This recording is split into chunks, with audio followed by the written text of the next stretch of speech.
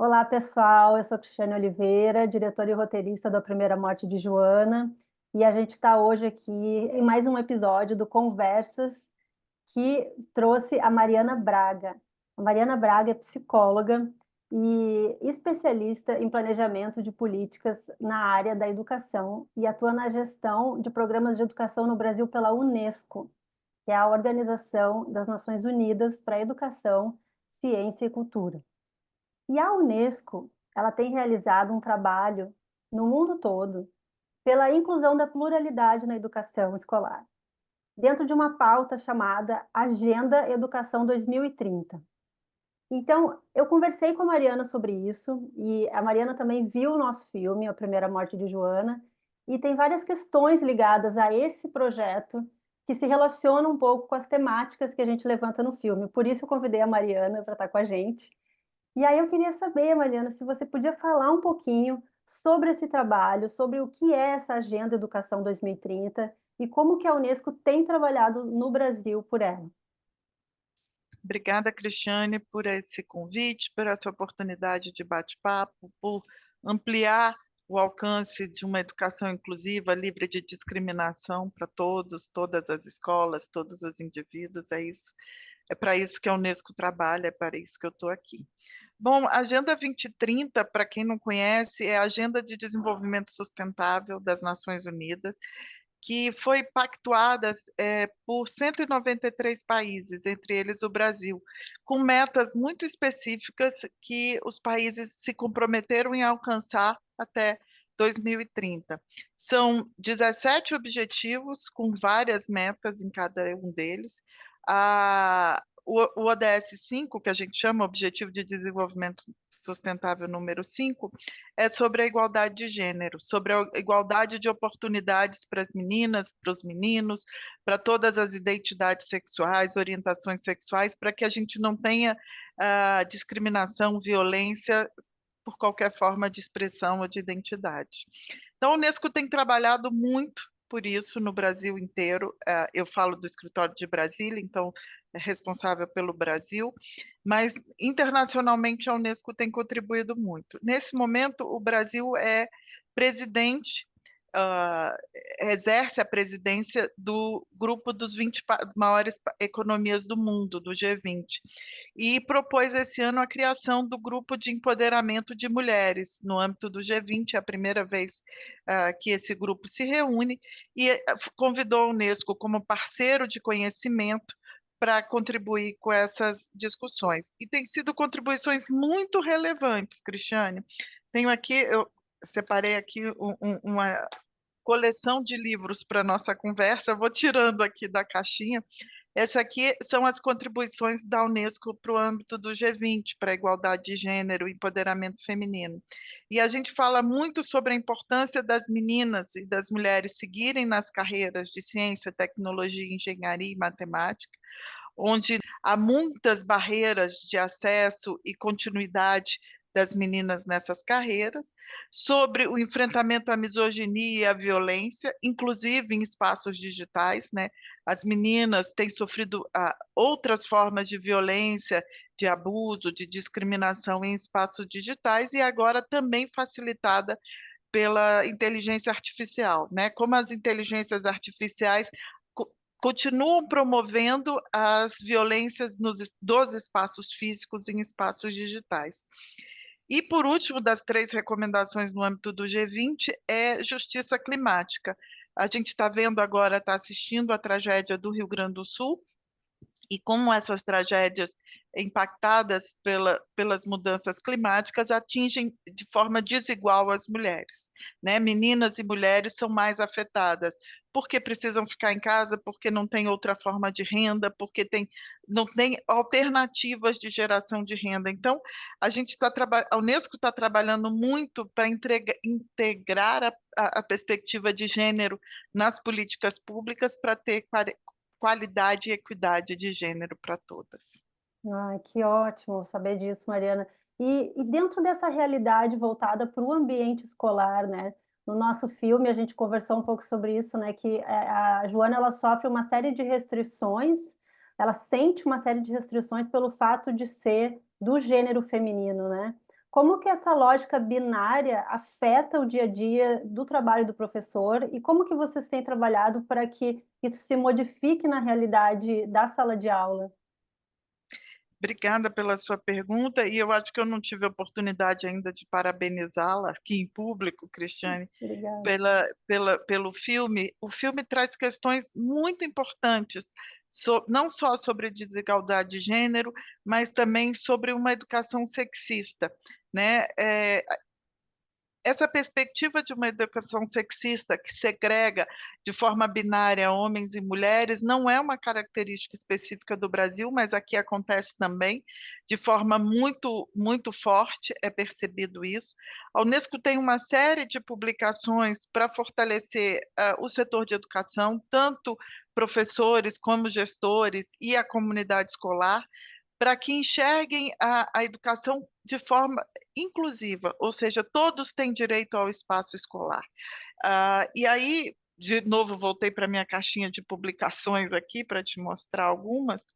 Essa aqui é uma publicação que a gente fez há alguns anos, Respostas do Setor de Educação ao Bullying Homofóbico.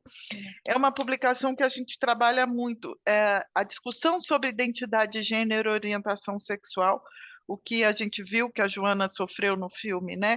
Como o professor pode fazer, como o gestor escolar pode fazer, o gestor da rede de ensino pode trabalhar para evitar essas violências, né? Que são muito características no Brasil. O Brasil utiliza expressões pejorativas e de baixa efetividade, talvez possa dizer assim, para caracterizar alguns grupos. Então, é o bichinho, é a vadia, é a vaca. Então, esses são pronomes de uso comum que desqualificam o outro, sempre baseado na sua orientação sexual e identidade de gênero. Então, essa aqui é uma publicação muito prática de como os professores podem trabalhar isso e outros profissionais de educação, e temos outras, mas eu acho que a gente vai falando e eu vou tirando aqui da minha caixinha para te mostrar. Ai, que ótimo. Então, esses materiais eles estão disponíveis no site da Unesco, acessando, as pessoas conseguem baixar.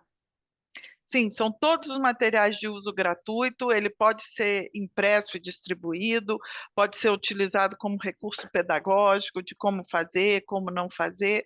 É só procurar na Biblioteca Digital da Unesco, que chama Unesdoc, e vocês vão achar todas elas, em todas as línguas. Sabe que durante a pesquisa para a realização do filme, uma publicação que existia do escritório europeu, né, da Organização Mundial da Saúde, foi algo que abriu o meu horizonte assim, para essa questão e foi muito inspirador ler o que já estava sendo feito lá fora. Acho que de 2012 essa publicação. E depois eu vi como a Unesco ela realizou um tempo depois uma adaptação para a realidade brasileira também, digo, o material original da Organização Mundial da Saúde, né, teve reflexo na Unesco Internacional, que criou uma publicação sobre essas temáticas, e aí, posteriormente, o Brasil fez uma adaptação desse material. E isso é uma curiosidade que eu tenho, assim, não sei se tu gostaria de falar um pouquinho sobre isso, o que que é essa adaptação para a realidade brasileira, né? Como que é diferente falar desses programas aqui ou, por exemplo, na Suécia, que há tanto tempo tem um projeto de neutralidade de gênero na educação, ou que outros países latino-americanos já estão nesse processo de inclusão dessas temáticas. Você gostaria de situar um pouco essa diferença, né, do Brasil, do nosso contexto, para outras políticas referências que estão acontecendo no mundo? Cristiane, você traz um ponto bem importante, a perspectiva de inclusão dos temas de educação em sexualidade ou educação integral em sexualidade dentro dos currículos escolares. A Suécia e a Finlândia são os primeiros países do mundo que conseguiram garantir a inclusão desses temas no currículo. Mais ou menos na década de 1970, esses países já incluíram. Os países nórdicos, do norte da Europa em geral, trabalham esses temas há muitos anos. A Unesco fez essa publicação que você citou, que chama Orientação Técnica Internacional de Educação e Sexualidade, que eu não tenho aqui na minha caixinha, tenho outras, mas não tenho essa. Publicou essa, se eu não estou enganada, em 2010, ela publicou essa orientação internacional. A Unesco é uma agência de país, formada por países, então essas publicações, elas necessariamente precisam estar alinhadas com a perspectiva de todos os países. Então, quando a Unesco lançou essa publicação em 2010, a gente percebeu que no Brasil ela não se enquadrava completamente, uma vez que naquela ocasião não se falava, por exemplo, de população trans na publicação da Unesco, Uhum. ou da populações intersexo. Então, o Brasil fez, o Escritório do Brasil, essa publicação que você chama, que você se referiu também, que é Orientações Técnicas de Educação em Sexualidade para o Cenário Brasileiro, que já incluía, né? Vou explicar por quê. A perspectiva de igualdade de gênero, população trans, população intersexo, isso está nessa realidade. Essa publicação, muito brasileira, foi publicada em 2014. E a Unesco fez uma revisão e fez novas assembleias com todos os países e lançou, em 2019, uma orientação técnica de educação e sexualidade mais abrangente. Então, que a Unesco entende que atende o que estava especificado aqui, a perspectiva de igualdade de gênero, a perspectiva de populações invisibilizadas, como a população trans, estão nesse novo documento de 2019, que eu gosto muito, porque ela é uma referência para as redes de ensino. Então, ele mostra, por faixa etária, por nível de ensino, quais são os conteúdos que você pode falar. Então, aqueles que trabalham com diversidade sexual, e orientação sexual, e identidade, e educação e sexualidade na escola, já foram acusados, e eu ponho entre aspas, muitas vezes de que estão ensinando os seus filhos a serem gays, a serem lésbicas, distribuindo camisinha para a educação infantil, o que não é verdade. O que essas publicações mostram, essas orientações, é que você tem conteúdos específicos para trabalhar com cada faixa etária. Então, aqueles conteúdos devem ser trabalhados de acordo com o desenvolvimento cognitivo daquele estudante. Então, essa é a perspectiva. Você vai trabalhar com uma perspectiva de igualdade. Se você está com uma criança, no caso brasileiro, de educação infantil, ou dos anos iniciais do ensino fundamental, quais são os conteúdos sobre igualdade? Vamos dividir as tarefas de casa? Quem varre, quem lava a louça, quem arruma a cama, quem arruma a casa? Então, existem conteúdos de igualdade de gênero, de equidade, que são compartilhados nessas publicações e que eu recomendo àqueles que não conhecem a conhecê-las. E nessa perspectiva de inserção na sala de aula, para além da teoria, né, que os professores precisam buscar em termos de embasamento, que outras ferramentas podem servir nesse trabalho? Assim, o cinema ele pode ser uma ferramenta nesse processo? Como que você vê a inserção do cinema como uma das formas de trabalhar junto, né, esse processo? Cristiane, isso é essencial. Não só o cinema, mas como todas as formas de cultura, de expressão cultural. Nós trabalhamos, inclusive, com a perspectiva de educação e sexualidade para os povos indígenas. Entender a perspectiva da interculturalidade, da diversidade cultural, é fundamental para você discutir sexualidade. Sexualidade não na perspectiva exclusivamente biológica, de reprodução, mas na perspectiva também do conhecimento do corpo, da prevenção da violência, dos seus direitos sexuais e reprodutivos. E aí o cinema, quanto à música e que todas as formas de expressão são fundamentais. Muitas vezes são recursos importantes que o professor tem para chegar num tema em sala de aula. Então, como é que a gente vai discutir? A Primeira Morte de Joana é um filme excepcional sobre isso, a questão da igualdade, a questão da opressão, a questão do sexismo. Então, são ferramentas muito importantes para todos os professores. E aliado a isso, eu queria também mostrar outro da minha caixinha de publicações, que é essa publicação recente da Unesco, Direito à Educação e Sexualidade e Relações de Gênero no cenário educacional brasileiro, justamente nessa perspectiva. Esse professor que está sendo ameaçado pela comunidade escolar para falar desses temas em sala de aula, quais são os embasamentos legais que ele tem. Ao contrário do que é difundido erroneamente, o professor tem garantias para falar de gênero e sexualidade na escola, ao contrário do que se diz de que ele é proibido, ele não pode falar. Então, essa publicação traz isso. A partir dessas orientações internacionais, se você falar desses conteúdos para essa faixa etária, você está alinhado com a lei. Então, a Unesco relacionou qual é o arcabouço legal brasileiro que garante que o professor possa trabalhar esses temas em sala de aula sem ser ameaçado. Muito bom, e essa perspectiva jurídica, ela me remete a um termo que eu aprendi na sociologia nesse processo, que é cidadania íntima, né? A importância de ensinar a cada faixa etária, de acordo com o que cada faixa etária permite receber, né? A questão da cidadania íntima, né? Como formar, né, cidadão sem ter noção dos nossos direitos, né? É isso, a gente precisa muito avançar com relação aos temas de direitos jurídicos para homens, para as mulheres e, sobretudo, população mais vulnerabilizada, né? E aí eu chamo a atenção de mulheres negras, de mulheres LGBTL, né? Mulheres lésbicas, mulheres trans, jovens gays, que são muito ameaçados e vulnerabilizados pelo seu desconhecimento do direito. Então, a gente precisa avançar muito com esse tema da cidadania, você tem toda a razão. E no aspecto da saúde também, né, eu imagino que essa questão da política em educação, ela pode se fortalecer também se aliando a outras áreas da política, né, como, por exemplo, a área da saúde mesmo, né, como que você vê essas interconexões nas diversas áreas da política para conseguir trazer essas questões para a escola? Esse é outro tema importante. Outro dia eu tive uma reunião com colegas do Ministério da Saúde que mostravam a faixa etária de infecção por HIV. Boa parte delas, ou grande parte, é menor de 15 anos. Então, a infecção por HIV hoje e a gravidez adolescente se dá para menores de 15 anos. Quando a gente discute no âmbito da educação, se a gente vai incluir os temas da sexualidade no ensino médio, que é acima de 15 anos. Então, como é que você pode trazer evidências sobre resultados de pesquisa sobre gravidez, sobre infecção por HIV e outras infecções sexualmente transmissíveis para o contexto da escola?